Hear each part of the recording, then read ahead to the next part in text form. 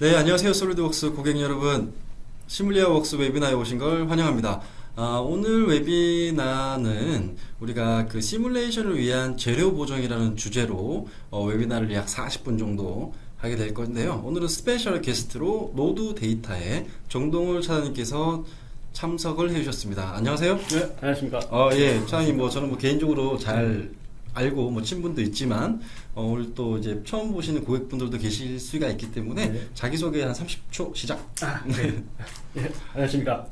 저 노드 데이터 기술부 SG팀의 그 정동월이라고 하고요.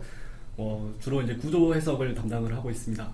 제가 벌써 그 구조 해석을 입문한 지 한 2008년도에 입문을 했는데요. 벌써 한 10년이 조금 넘었습니다. 10년 가까이 또 하셨고 또 네. 또 다른 건 없나요? 네, 이 정도로 하고요. 네. 네. 인간 정동월은 해석 10년 정도 했다. 그 정도의 정보가 단 것 같습니다. 그리고 좀 목마르실까봐 좀 차를 준비했는데 이게 앞광고 뒷광고 아무것도 아니에요. 네, 드시면 되고요. 네. 자, 그러면 오늘 이게 본격적으로 이제 웨비나로 들어가 보도록 하겠습니다. 자, 그러면 이제 첫 번째 인덱스가 나오는데요. 컨텐츠인데요.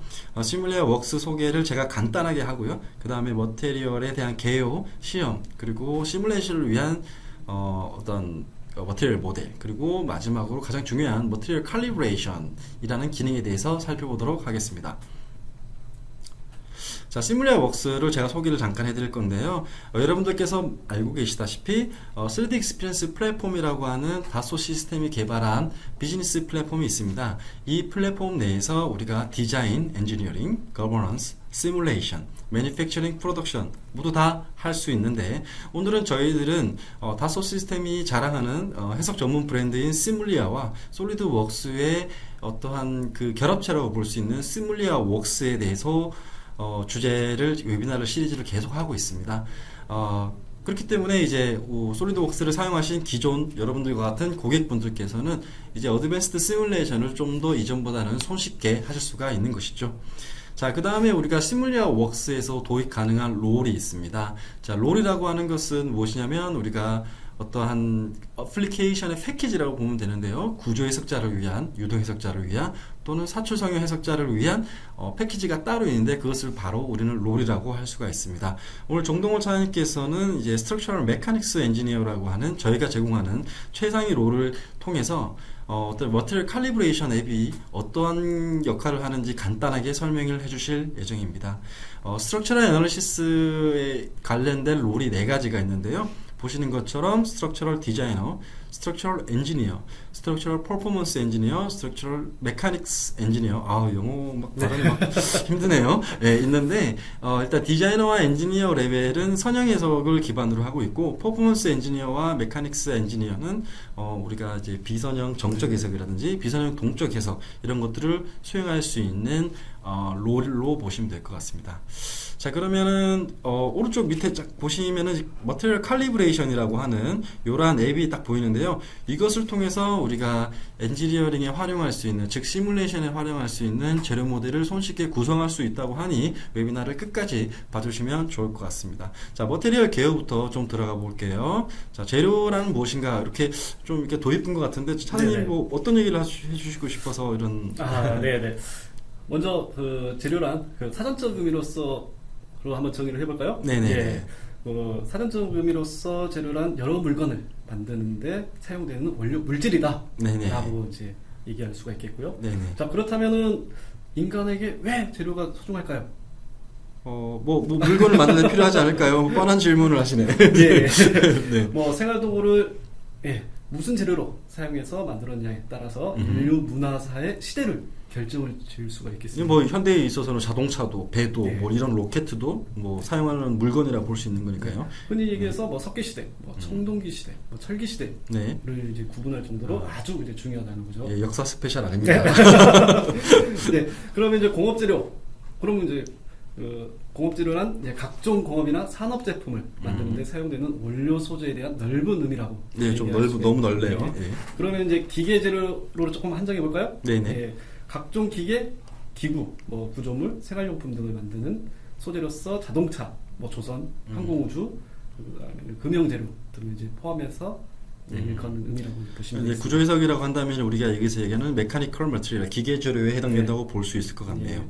예, 뭐 다음 슬라이드로 넘어가 될까요? 아, 네. 네네. 말이 길어지실 것 같아서 끊어버리겠습니다. 자, 재료의 종류별 특성에 대해서 나오는데 잠깐 간략히 좀 설명해 주시죠. 예, 재료의 종류별 특성을 보시면요, 뭐 크게 뭐 금속, 중합체, 뭐 플라스틱이 되겠죠. 예, 세라믹, 복합재료, 반도체로 이제 구분을 지을 수가 있겠고요. 금속과 반도체는 뭐 우리가 약간 느낌이 오는데 이제 중합체랑 세라믹, 복합재료 간단하게 설명해 주십시오. 예. 네, 중합체는 이제 플라스틱, 네. 그러니까 폴리에틸렌이죠. 예, 네. 예, 등 이제 가벼우면서 절연성이 강하고 대신에 네. 변형이 좀 쉬운 네, 이런 네. 재질을 이제 의미를 하겠고요. 네. 그러니까 세라믹은 금속 원소와 뭐 탄소, 질소, 산소, 인황과 네. 이제 화합물이라고 이제 얘기할 수가 있겠습니다. 네, 네. 특징으로는 단단하고 치성이 크고요. 네. 고온이나 가혹한 환경에서 잘 견디는 특성을 이제 보입니다. 제가 얼마 전에 임플란트 했거든요. 네. 세라믹이 한 2억 개 정도 예. 이렇게 들어있는 걸로 이제 예. 이해하시면 될 것 같고요. 복합 재료는 뭐 우리가 뭐 제가 좀 설명드리면 카본 파이버나 글라스 파이버에다가 어떤 레진을 발라서 적층하는 구조물, 그리고 굉장히 가볍고 강도가 뛰어난 그런 재료를 의미하는 것 같습니다. 그 다음으로 넘어가서요. 시뮬레이션 측면에서 재료란 무엇일까요? 예, 그 시뮬레이션 측면에서 재료라는 그 재료의 변형, 형상을 수치적으로 기술하기 위해서 필요한 재질의 특성을 의미합니다. 네. 예, 이들 값은 궁극적으로 구조물의 변형량, 네. 즉 그 절점의 이동량을 결정하며 일반적인 선형 정적 해석에서는요, 네. 탄성계수, 포화성비, 뭐 네. 밀도라든가 항복 강도 네. 이런 값들이 이제 필요합니다. 그런데 네. 이제 이런 네. 값들은 뭐 쉽게 이제 구해서 적용할 수가 있습니다만은 비선형성 재질을 해석에 적용하기 위해서는 네. 그 적용하고자 하는 재료 모델을 수치적으로 적용 가능한 형태로 입력해야 하는 네. 것이죠. 네네네. 그런데- 오늘 예. 웅변 듣는 것 같아요.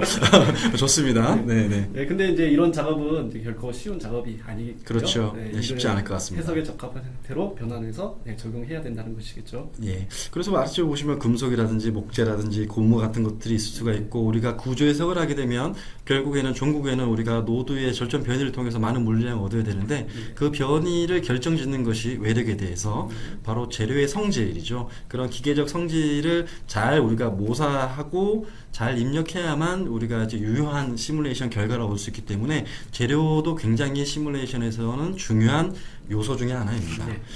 자, 그러면 다음 슬라이드로 넘어가서 재료의 변형과 파괴에 대해서 어떤 구분을 해놓으셨네요. 예. 데미지부터 시작해서 이렇게 좀 간단히 설명해 주시죠. 네, 먼저 이제 재료의 정의 및 특징에 대해서 이제 알아봤는데요. 네네. 그러면 왜 재질에 대해서 네네. 알아봐야 되는지요? 네. 재료는 힘을 받게 되면 결국에는 파손에 이르게 되죠. 네. 파손은 변형과 파괴로 또 구분을 지을 수가 있겠고요. 변형은 시간 비종속, 시간 종속. 그다음에 파괴는 정적 아중, 시간 종속으로 또 구분을 지을 수가 있겠습니다. 이런 식으로 이렇게 구분을 해주셨는데 뭐 예. 사실은 뭐 소성이나 탄성 이런 쪽도 예. 시간 종속적으로 거동을 할 수 있기 때문에 예. 꼭 요게 뭐 정답은 아니고 굉장히 다양한 형태로 존재할 수 있습니다. 예. 이런 식으로 이게 재료가 변형되고 파괴되는 것을 우리가 고려해야 된다라는 것을 좀 살펴봤고요. 그 다음 슬라이드로 넘어가면 자, 재료의 변형과 파괴에 대해서 설명을 간단하게 해주십시오. 재료의 변형과 파괴 중에 먼저 탄성 및 소성 변형에 의한 파손을 먼저 설명을 드리겠습니다. 탄성 변형, 소성 변형, 연성 및 취성, 고동으로 설명을 드릴 수가 있겠는데요. 탄성 변형은 하중을 제거했을 때 즉시 원상태로 돌아가는 변형이죠. 네네네. 후쿠의 법칙, 응력은 변형률에 비례한다. 네, 시그마는 이 입실론, 저도 기억을 하고 있습니다. 예. 네. 그리고 이제 항복 강도 이상의 하중을 받은 후에 하중을 제거했을 때 잔류 변형이 발생하는 경우 소성 변형 또는 이제 잔류 변형이라고 얘기를 하죠. 제가 오른쪽에 보시는 그래프에 보면 이게 전형적인 탄소성 그래프라고 볼 수 있는데요. 입실론 P라고 하는 것은 우리가 변형량이라고 할 수 있는 스트레인, 변형률이죠. 소성 변형률을 의미하고 있습니다.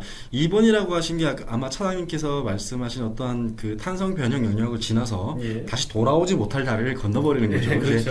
뭐 2번 이전에는 놓게 되면 다시 원점으로 돌아오겠지만 이상적으로, 근데 2번, 3번 이쪽으로 넘어가게 되면 하중을 제거하더라도 원래 위치로 돌아오지 못하고 이런 영구적인 변형을 생기는 게 여러분들이 뭐 아시겠지만 소성 변형이라고 할 수 있습니다. 연성과 치성도 이렇게 이미지가 좀 있네요. 그 지속적인 하중을 받게 되는 되는 경우 재료 특성에 따라서 연성, 네. 및 뭐 취성, 파괴가 이제 발생을 하게 되는데요. 네. 이제 보시는 이제 그림과 같이 재료 특성에 따른 이제 파단 형상을 네. 이제 확인할 수가 있습니다. 뭐 저는 치성파에 그러면은 이제 분필이 많이 생각나요. 예, 대표적이죠. 예. 일단 재료의 변형과 파괴에 대해서 간략히 알아봤고요. 그 다음에 이거 여기에서는 어떤 설명이 필요할까요?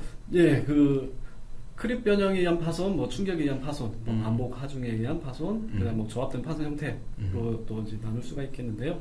뭐 크립 변형에 의한 파손은 시간 그리고 온도와 함께 변형이 누적되는 형태의 네. 고동이고요. 네. 시간 우전성을 가지는 소성 변형이라고 할 수가 있겠습니다. 네.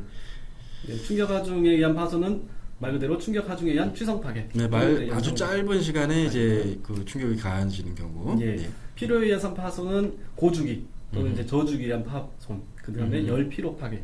네. 부분을 또 지울 수가 있겠고요.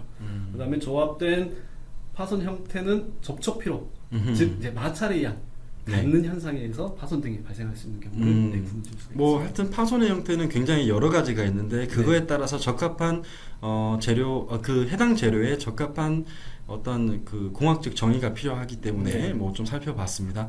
이제 이번에 있어서는 우리가 결국에는 시뮬레이션을 위해서는 머티리얼의 성질을 이용해야 되는데 그 성질을 이용할 때 그게 근간이 되는 것이 아마 재료의 시험 결과일 것 같습니다. 네. 그거에 대해서 좀 알아보도록 하죠. 자, 여기서는 영상이 뭐 나오는 것 같은데요. 네. 네. 인장 시험은 금속의 기계적 특성을 가장 쉽게 알아볼 수 있는 방법 중 이제 하나이고요. 금속의 시편을 이제 규격에 맞게 제작하여 실험 장비에 거치한 후에 축 방향으로 일정하게 하중을 증가시킵니다.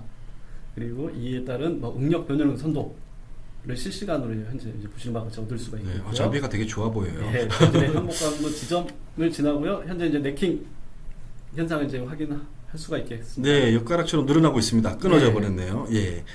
그래서 이제 이렇게 처음에 이렇게 변형이 되면서 탄성을 넘어서 소송 구간 가다가 여러분들 보시는 것처럼 이와 같이 원래 형태가 아니라 네킹이 돼서 끊어지는 형상까지를 우리가 계측을 해서 앞서 살펴봤던 응력과 변형률 선도, 스트레스 스트레인 커브를 우리가 시뮬레이션에 많이 활용하게 되는 것이죠. 아주 이제 저희가 기초적인 내용을 다뤘는데 이제 조금씩 심화적으로 좀 네. 다루어 보겠습니다. 이번에 정적 시험, 굽힘 시험인데요. 예. 굽힘 시험은 재료의 변형 성능을 조사하기 위한 시험이고요. 재료의 휨에 대한 강도와 변형 상태를 얻기 위한 그 막대 모양의 시편을 양단 지지 네네. 해가지고 이제 가운데에서 하중을 가하겠죠. 네네. 그리고 나서 결합 유무를 이제 관찰하고 재료의 적합 여부를 이제 판단하게 됩니다. 저희의 목적은 시뮬레이션입니다. 실험은 아니고. 네. 그러면 여기서 굽힘 시험이라고 하는 이런 밴딩 테스트를 통해서 계측된 정보도 우리가 네. 시뮬레이션에 활용할 수 있습니까? 예. 이제 굽힘 시험은 재료의 변형 성능을 알아보기 위한다고 했었죠. 그다음에 네. 실험을 통해 다양한 데이터를 또한 이제 구할 수가 있겠습니다. 네. 이러한 데이터를 분석하여 그 해석에 적합한 형태로 입력이 가능하고요. 네. 이를 이용하여 해석을 수행하면 재료 특성이 반영되어 있는 결과를 확인 가능합니다. 뭐 좀 구체적인 답을 원했는데 예. 물뚝으로 설명해 주셨는데 하여튼 이렇게 밴딩 테스트도 뭐 우리가 앞서 보셨던 스트레스 스트레인 커브와 형태 같은 형태로 변경해서 네. 활용할 수 있다. 예. 이렇게 이해하면 될까요? 예, 네, 맞습니다. 알겠습니다. 다음으로 넘어가겠습니다. 다음 경도 시험인데요. 예, 경도 시험은 재료의 인장 특성과 마찬가지로 재료의 특성을 나타내는 중요한 척도 중에 이제 하나고요. 특히 이제 마모에 대한 저항을 나타내는 데 이용이 됩니다. 네. 그리고 이제 경도 시험법은 타 시험법에 비해서 비교적 이제 간단하기 때문에 일반적으로 널리 이용되고 있습니다. 그 경도 시험법에는 뭐 브리넬 경도, 비커스 경도, 로쿠엘 경도, 뭐 셔오 경도 시험 같은 네, 게 이런 있고요. 경도 시험이 있는데 그러면은 우리가 강도라는 이야기를 참 많이 듣습니다. 네. strength라고 하는데 그 강도와 경도의 차이 좀 설명해 주세요. 예. 그 강도와 경도를 혼용해서 쓰는 경우가 상당히 많이 있는데요. 그러면 안 될 것 같거든요. 예. 정확히 구분해야 될 것 뭐 같습니다. 경도가 높다, 네. 강도가 세다라고 하면 일반적으로 강도가 높긴 합니다. 네. 근데 이제 정확하게 구분 지을 필요가 있겠는데요. 네. 경도는 이제 하드니스라고 이제 하고요. 두께 정도, 즉 단단하고 무른 정도를 나타냅니다. 네. 예, 표면의 네, 특성이라고 그렇죠. 볼 수 있고요. 예. 네. 강도는 스트렝스라고 하고요. 재료가 파괴되기까지의 변형 저항을 나타나죠. 우리가 시뮬레이션 할 때 일반적으로 어떤 응력 평가라든지 그런 거를 좀 보는 것을 우리가 경도 평가가 아니라 강도 평가라고 하죠. 예, 그렇죠. 네. 그 뭐 예를 들어서 이제 나무로 만든 칼하고요, 유리로 만든 칼이 있습니다. 이 두 가지를 서로 이제 막 붙이게 되면요, 일반적으로 유리가 깨지죠. 네. 예. 그렇겠죠. 그렇다고 보면 나무가 유리보다 강도가 세다, 높다라고 이제 얘기할 수가 있겠습니다. 네. 그런데 그 나무로 된 칼을 갖다가 유리 칼을 표면을 긁어보면 자국이 생기나요? 뭐 미세할 것 같긴 하지만 거의 안 생기겠죠. 예, 반대의 경우면 어떻게 될까요? 나무에 흠집이 나겠죠. 예, 이런 경우에는 유리의 경도가 더 높다, 세다라고 이제 알겠습니다. 좋은 비유를 통해서 우리가 좀 이해를 할 수 있었고요. 다음으로 넘어가겠습니다. 충격 시험이네요. 예, 네. 충격 시험은 충격력에 대한 재료의 충격장을 평가하기 위함이고요. 재료가 파괴될 때까지 에너지를 흡수할 수 있는 능력인 재료의 인성 네. 또는 취성을 이제 평가해요. 하기 위해서 임팩트 테스트를 한다. 예. 이런 식으로 이런 장비가 있네요. 예. 다음으로 넘어가 보겠습니다. 그 다음에 이제 피로인데요. 네. 피로 및 내구 시험은 어떤 재료가 압축이나 비틀림, 부핌, 충격 따위에 부서지지 않고 견디는 정도를 시험하는 것이고요. 철사를 구부렸다 폈다 반복하면 절단이 되는데 이는 피로 파괴의 전형적인 예라고 보실 수가 있겠습니다. 우리가 가만히 보면 우리가 그 탄성 영역 이내에 하중을 가했을 때 네. 원래 하중을 제거하면 원래 돌아오죠. 재료에는 어떤 손상도 있지 않습니다.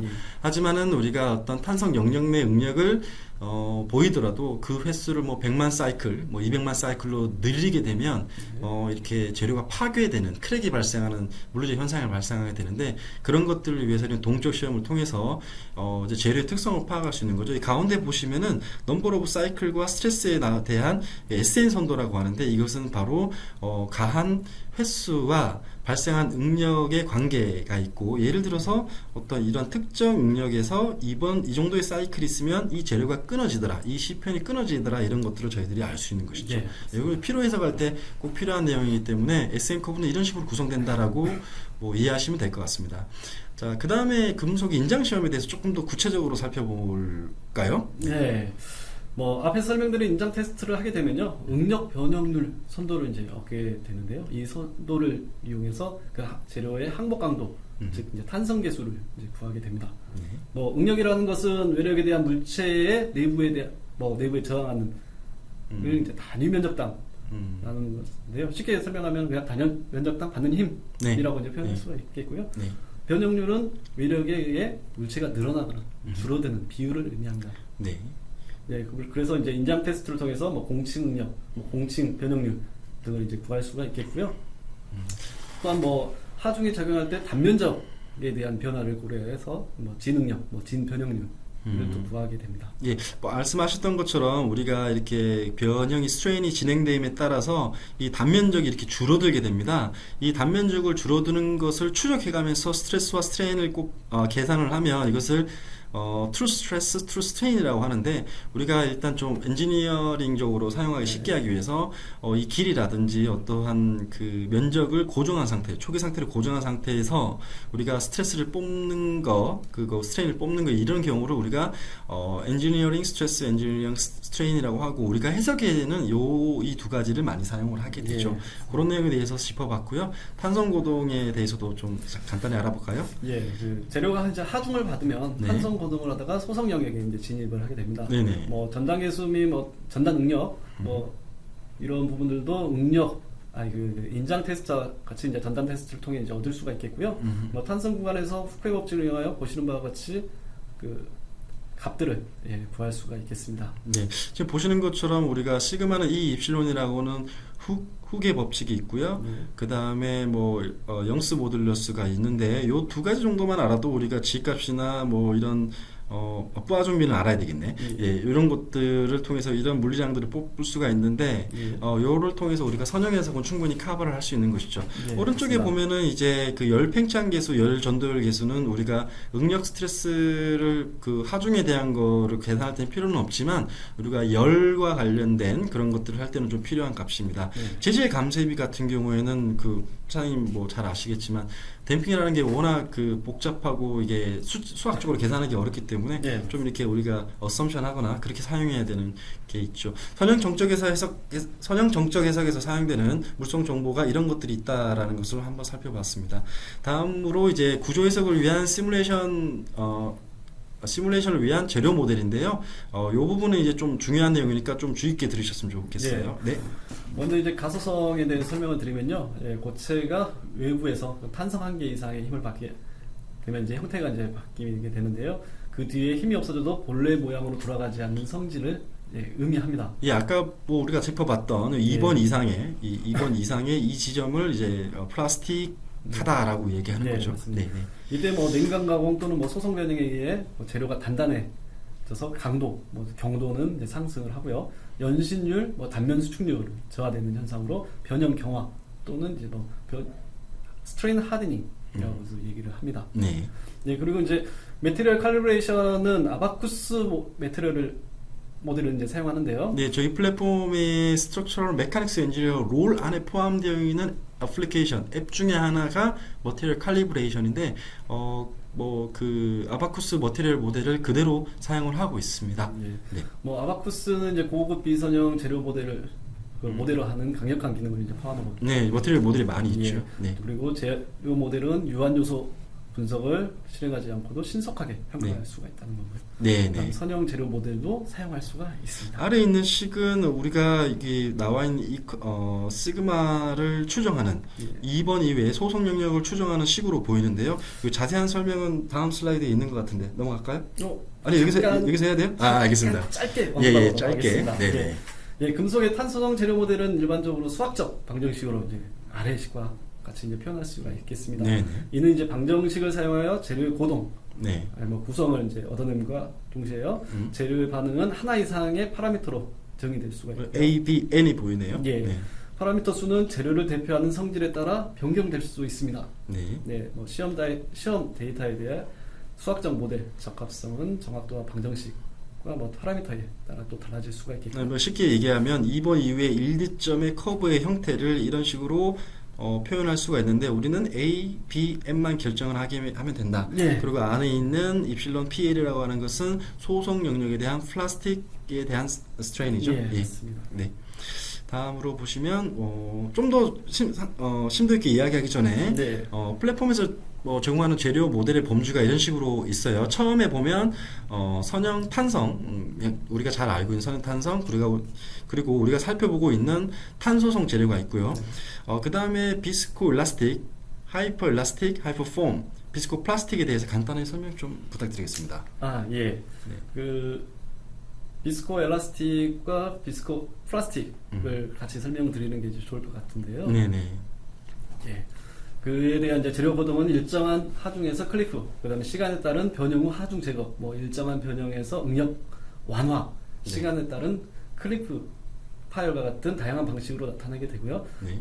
다시 말하면 하중 제거 시 순간적으로 탄성 복원이 되지 않고 탄성 복원까지 시간의 지연이 발생하는 그런 것들이 비스코 일라스틱, 비스코 플라스틱이 아마 그런 성질, 그러니까 복원하는데 즉각적으로 복원되지 않아고 천천히 이렇게 시간 지연이 있는 그런 재료를 뜻하는 것이고요. 하이퍼 일라스틱과 하이퍼 폼은요? 하이퍼 일라스틱 재질 모델은 대변인 솔루션이 필요한 고무 재질을 대변하는데 사용할 수가 있겠습니다. 초탄성이라고도 하죠.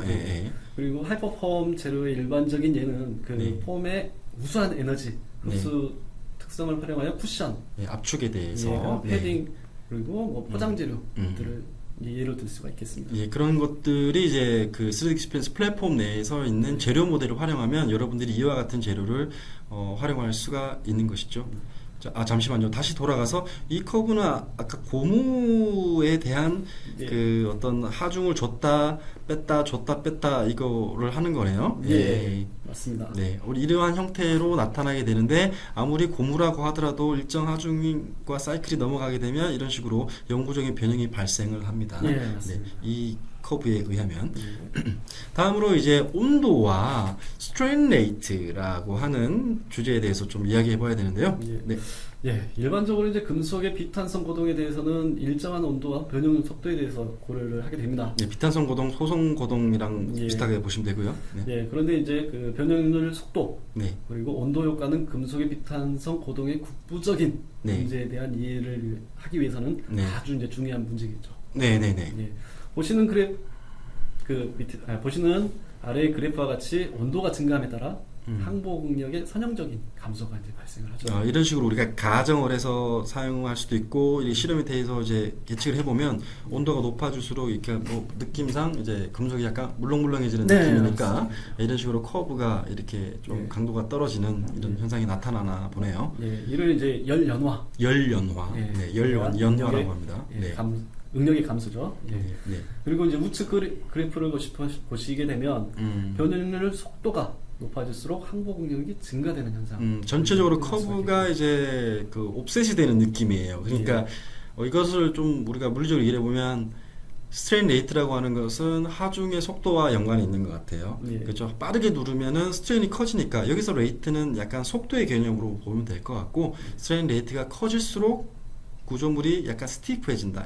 약간 강도가 약간 커지는 성질이 있는데 그것을 표현하는 게 바로 이런 스트레인 레이트 효과라고 보면 될 것 같습니다. 예, 뭐 네. 간단한 예로 뭐 1m 높이에서 뭐 다이빙을 하는 거하고요. 네. 예, 당연히 물이겠죠. 네네. 물 위에 네. 30m 높이에서 다이빙하는 거하고 네. 예, 어, 물 특성이 아마 달라지죠. 차장님 저희 CFD 아니고요 구조해석이거든요. 그러니까 물도 얘도 좋지만 금속도 뭐 거의 비슷하게 그런 고도가 나타나죠. 네, 예, 알겠습니다. 맞습니다. 예. CFD도 잘하신다고 들었는데 다음에 또 웨비나 한번 또 압박을 한번 드리도록 하겠습니다. 자, 그 다음에 존스크 플라스티시티라고 있는데 예. 뭐 요리사인가요? 예. 네, 뭐 내용이 좀 복잡해 보여서요. 이제 간단하게 설명을 네, 드리겠습니다. 간단하게 설명해 예, 주시죠. 제품의 설계 그리고 이제 공정 설계 등에서 유한 요소 해석 등이 이제 많이 활용이 되고 네. 있는데요. 해석에서 재료 고동은 정확하게 예측하기 위해서 사용되는 재료의 물성을 네, 정확하게 구해서 사용을 해야 된다. 네, 예, 그래서 재료 모델이죠. 재료 네. 모델의 개수를 결정하기 위한 많은 연구가 진행이 되고 있는데요. 네. 그 전순쿡 모델은 일반적인 재료 구성 모델 중 이제 하나로서 고변형률, 고본형률 속도, 고온의 조건에서 금속 재료의 고동을 비교적 이제 잘 표현을 할 수가 있습니다. 탄성 이외의 소속 영역에 대해서 혹은 탄성을 포함하는 그런 전체 그 탄소성 모델에 있어서 변형률 속도에 따른 혹은 온도 의존에 대한 그러한 이펙트를 줄 수 있는 재료 모델 중에 하나다 이렇게 바라보면 될 것 같습니다. 쉬운 걸 되게 어렵게 설명하시는 기술이 있어요. 조금 더 쉽게 좀 설명해 주세요. 네. 네. 네. 다음으로 넘어가면 더 어려워졌잖아. 이게 수식이 나오네요. 예, 수식이 예. 나왔습니다. 그 변형률 속도 의존성에 따른 식은 클릭 한번 해주시겠어요? 네, 네. 예. 죄송합니다. 네. 보시는 바와 같이 이제 표현을 할 수가 있겠고요. 녹색 박스 안에 있는 네. 네. 존슨쿡 가소성을 사용하기 위해서는 반드시 변형률 속도 의존성을 사용해야 되는 것은 아닙니다. 네. 즉 이 항을 삭제할 수가 있다는 거죠. 그러니까 우리가 변형률 의존성, 속도에 따른 스트레인 레이트 이펙트를 넣기 위해서는 이런 녹색 박스에 있는 텀을 집어넣어야 되는 것이고, 맞습니다. 제가 잘은 모르겠습니다만 입실론 위에 다시 붙어있는 거 보니까 미분항, 약간 속도 개념인 것 같아요. 변이의 속도가 된 것 같아요. 이런 텀들이 들어가야 우리가 시뮬레이션을 하실 때 이 어떤 스트레인 레이트 이펙트를 확인할 수가 있는 거고, 오른쪽에 있는 세타는 뭐죠? 예, 그건 이제 온도 의존성이라고 이제 보시면 되겠는데요. 네. 그건 다음 장에서 바로 또 설명을 드리겠습니다. 알겠습니다. 예.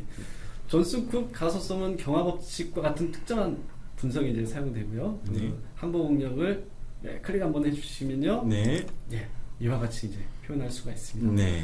만약에 낮은 온도, 네. 즉 뭐 여기서는 이제 낮은 온도라고 제가 표현을 했습니다만은 뭐 상온이라고 이제 이 보시면 온도를 되겠고요. 무시하는 경우라고 네. 생각하겠죠. 네. 이 온도항을 삭제하면 항복 능력에 대한 식은 지금 보신 바와 같이 네. 이 수식으로 이거 표현할 수가 관로 있습니다. 어떻게 하실 거예요? 요거는 이렇게 밑으로 내려와야 됩니다. 자, 그래서 정리를 하게 되면 상대적으로 낮은 온도, 즉 온도를 무시하는 경우에는 아래와 같은 오타가 포함되어 있는 인식을 활용하면 되고요. 예. 그 위에서 이제 스트레인 레이트는 필요 없고 나는 온도에 대한 영향만 필요하다. 그러면 이 위에 있는 식. 그렇지 않고는 앞서 설명드렸던 그 전체 포함되어 있는 그 식을 활용하면 된다고 하는데, 여러분들과 뭐 제가 활용할 것은 그 모델을 선택을 하고 여기에 있는 파라미터들을 집어넣으면 되는 것이죠. 자, 그러면 이제 우리가 이제 여기서는 이제 머티리얼 칼리브레이션 앱에 대해서 들어가야 되는데, 이게 앞서 다시 슬라이드로 돌아가게 되면 이와 같은 것을 정의하기 위해서는 파라미터들이 필요한데 그것들을 정의하는 방법이 좀 여러 가지가 있겠지만 머티리얼 칼리브레이션이 하나의 대안이 될 수 있는 것이죠. 네. 네, 따라서 매트리얼 칼리브레이션을 사용해야 되는 이유를 이제 요약해 보면요. 재료 보정이 너무 어려면 최상의 재료 모델을 사용할 수가 없습니다. 네네. 그리고 재료 모델을 수동으로 구성하는 것은 저는 수동으로 못할 것 같습니다. 아, 그래요? 네네네. 네, 시간도 이제 많이 소요가 되고요. 네. 또한 이제 그에 따라 이제 전문성이 이제 필요하겠죠. 네. 그리고 적절한 보정이 없으면 재료 모델이 데이터가 잘 맞지 않을 수가 있습니다. 네, 그러니까 기본적으로 열쇠 이미지는 뭘 의미하시는 거예요? 네. 뜬금없이.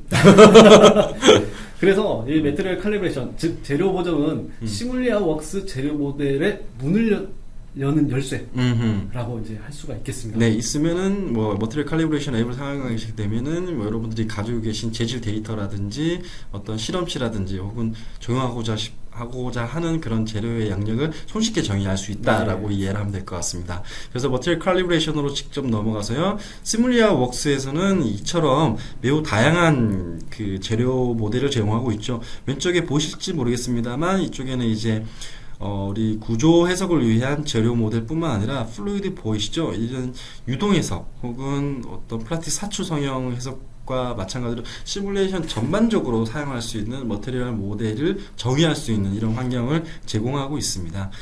그래서 머티리얼 칼리브레이션을 보게 되면 설명을 해주시죠. 네, 뭐 앞서 잠깐 이제 설명을 드렸습니다만은 저희 시뮬레이어 벅스에서는 기본적으로 그 다양한 이제 물성 정보를 제공할 수가 있고요. 네네. 그다음에 이제 물성이 없는 경우 이제 커스텀하게 적용해서 사용을 할 수가 있습니다. 네네. 뭐 여기서 이제 매트리얼 칼리브레이션을 사용하는 순서를 잠깐 이제 설명을 드리면요. 뭐 먼저 실험 데이터가 있어야겠죠. 네, 실험 데이터 또는 뭐 실험 데이터라고 추정되는 커브 같은 게 필요하겠죠. 네. 네, 그리고 나서 그 매트리얼 칼리브레이션 앱을 실행하고 실험 데이터를 인풋 가져온 다음에 그냥 최적화 수행하면 됩니다. 네. 네, 그리고 나서 그러면 파라미터가 자동 계산되는. 예, 그렇죠. 네. 그래서 제가 조금 더 첨언을 드리면은 오른쪽에 위에 있는 그림을 보시면 이렇게 볼드에 이런 커브가 있는데 요것을 밑에 있는 커브를 딱 맞추는 그런 행위를 하는 것 같습니다. 그럼 좀 더 이제 넘어가서 플랫폼 환경인 것 같고요. 여기서 우리가 엑셀 시트를 임포트 하나요? 예, 맞습니다. 엑셀 시트를 임포트해서 이런 커브, 실험 커브를 가져오네요. 그 다음에는 뭐죠? 여기서는 이제 해석 종류, 즉 이제 재질 속성에 따라서 뭐 하이퍼 엘라스틱이냐, 아니면 뭐 그냥 탄소성이냐, 이런 부분들 재료 모델을 이제 선택을 할 수가 있겠고요. 네. 예. 그리고 나서 여기서는 이제 탄소성 모델이기 때문에 존스쿡 타입으로 저희가 선택했습니다. 네, 앞서 설명드렸던 그 내용입니다. 그러면 이제 존슨쿡 모델을 선택하게 되면 디폴트 값으로 얇은 색의 빨간색 선이 나오는 것 같은데 우리 실험치를 따라가야 되잖아요. 예, 맞습니다. 네. 그러면 최적화를 수행을 하게 되면 지금 최적화 수행하는 과정이죠. 이게 원본과 우리가 이니셜 추정치와의 그 차이점이 처음에 컸는데 이 나름대로의 이렇게 최적화를 통해서 이러한 최적화된 파라미터를 찾는 행위를 하고 있고 종국에는 이처럼 파라미터를 계산할 수가 있습니다. 이게 바로 머티리얼 칼리브레이션의 핵심이겠네요. 예, 맞습니다. 자, 이 핵심을 설명드리기 위해서 앞에 조금 어려운 내용은 설명을 드렸습니다. 근데 오늘 좀 적절했던 것 같아요. 너무 쉽지도 않고 너무 딥다이브 하지도 않고 우리가 좀 상식적으로 이해하면 굉장히 좋을 만한 내용들이 많았고요. 실제로 이제 계측 데이터를 가져와서 뭔가 수행해 보셨나 보네요. 엑셀 시트가 보입니다. 예, 맞습니다. 뭐 실제 이제 실험을 하고 나서 실험 데이터를 보시게 되면요, 실험 데이터가 이렇게 깔끔하게 나오지가 않죠. 약간 데이터가 이렇게 스캐터하거나 뭐 잘못 계측된 값이 있을 수도 있죠. 네. 그런 식으로 약간 이제 부자연스러운 영역이 이제 발생을 하게 되는데요. 여기 이제 매트리얼 칼리브레이션에서는 이런 이제 커브 곡선을 이제 옵셋하는 뭐 기능이라든가. 네네. 탄성 영역에 대한 커브가 이렇게 피팅되어 있는데, 이 녹색 선 쪽으로 이렇게 시프팅을 하는 것도 되네요. 예, 맞습니다. 그리고 한 번 더 클릭할까요? 네네. 직접 해주세요. 예, 지금 보신 바와 같이 이제 부자연스러운 곡선. 구간의 이제 특정 위치. 이제 삭제해가지고 부드러운 곡선을 생성할 수 있는. 보시는 것처럼 우리가 임포트한 데이터 중에서 이 머티리얼 칼리브레이션 환경 내에서 이와 같이 조금 조정이 필요한 것들은 뭐 삭제하거나 조정하거나 값을 조정할 수가 있습니다. 그리고 필요 없는 영역들, 특히 이제 네킹 이후의 구간들은 전부 다 드래그해서 삭제. 그 네킹 이후에는 우리가 뭐 불필요하다라고 생각을 하고 네. 이렇게 삭제를 할 수도 있고 뭐 추가를 해도 네, 되고요. 그래서 그거는 이제 사용자의 그 요구에 따라서 네. 변경을 하면 되는 거고요. 그러면 커브 피팅이 완료된. 이 커브가 완료돼서 이처럼 계측값이 있는데 빨간색 커브를 만들어서 우리가 저장만 해놓으면 3D 익스피리언스 플랫폼에 이제 그 클라우드 데이터 서버에 저장돼 있다가 죄송합니다. 우리가 필요에 따라서 언제든지 호출해서 사용할 수가 있게 되는 것이죠. 네, 맞습니다. 알겠습니다. 그리고 사실 이렇게 재료라고 하는 것이 굉장히 복잡하고 방대하고 정말 재료만 전공하고 평생 재료만 그 연구하시는 분들이 있을 정도로 굉장히 어려운 내용인데 네. 실제로 이런 우리가 좀 어느 적절한 지식과 이러한 적합한 앱을 통해서 이런 식으로 어려움만 보였던 재료를 이렇게 손쉽게 정의할 수 있는 방법에 대해서 살펴봤습니다. 자, 그러면 이제 그 웨비나가 이제 마무리가 되었는데요. 정말 이렇게 그 저희 솔리드웍스 쪽에는 이렇게 실력 있는 엔지니어 분들이 많으신 것 같아요. 그러면 다음번에는 뭐 또 웨비나 준비를 하신 게 있나요? 따로 생각해 둔 건 없습니다. 생각하신 거 없어요? 이제 좀 슬슬 생각을 좀 해보셔야 될 것 같은데. 오늘 그 질문 올라오는 거. 네, 질문 올라오거나 피드백 주시는 것 중에 하나 골라서 선정해서 한번 해보는 게 좋지 않을까. 모르시면 공부를 해서라도 오실 것 같고 그래야겠죠? 그렇게 해야 될 것 같습니다. 자, 그러면 오늘 웨비나를 준비해 주신 정동원 차장님 정말 감사드리고요. 다음 기회에 또 좋은 컨텐츠와 양질의 정보를 가지고 다시 한번 우리 고객들을 찾아뵙는 그런 시간을 가지면 좋을 것 같습니다. 오늘 수고하셨고요. 시청해 주신 고객 여러분 감사합니다.